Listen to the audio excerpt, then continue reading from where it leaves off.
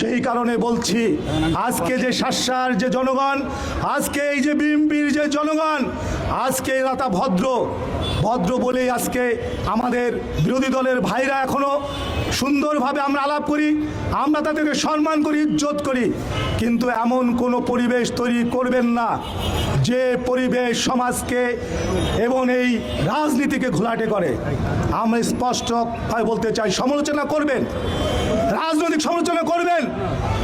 দেশ চালাতে যদি তারেক রহমানের কোনো ভুল থাকে সেটা আপনার সমালোচনা করবেন, কিন্তু এমন সমালোচনা করবেন না যেটা ব্যক্তিগত পারিবারিক হয়ে যায়।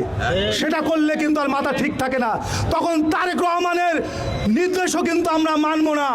কারণ জিয়া পরিবারকে আমরা ভালোবাসি, আমাদের রক্ত কিন্তু টকবক করে উঠবে।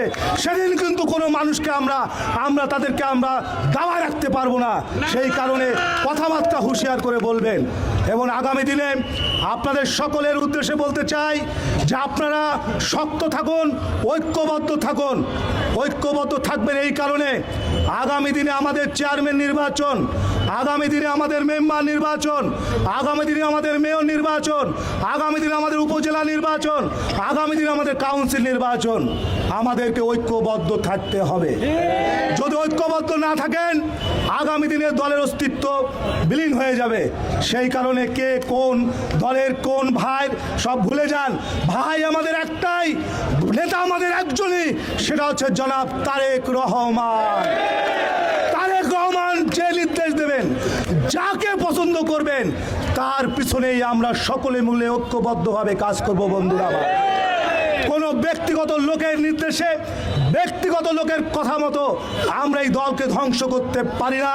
এই অধিকার আমাদের নেই, কারণ 17 বছর আমরা এই দলের জন্য রক্ত দিয়েছে। বন্ধুরা আমার, ধানের শীষের সাথে আমরা বেইমানি করতে পারি না, আমরা তারেক রহমানের সাথে বেইমানি করতে পারি না।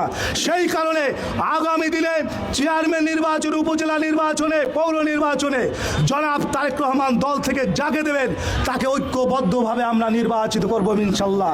আপনারা সবাই একমত আছেন কিনা বলেন? আছেন তো সবাই? আলহামদুলিল্লাহ। ঐক্য ঐক্য ঐক্য ঐক্যর বিকল্প আর কিছু নাই। সকলে ভালো থাকুন, সুস্থ থাকুন। আগামী দিনে তারেক রহমানের রাজনীতি, তারেক রহমান দেশ পরিচালনা করার জন্য অতন্ত্র প্রহরীর মতো আমরা জেগে থাকবো ইনশাল্লাহ।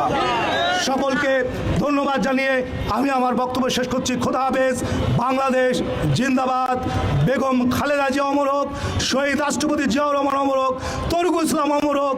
আমার নেতা আজকের প্রধানমন্ত্রী জনাব তারেক রহমান জিন্দাবাদ, অনিন্দ্য ইসলাম আমির জিন্দাবাদ। আল্লাহ হাফেজ। সবাই ভালো থাকুন, আমার জন্য দোয়া করেন।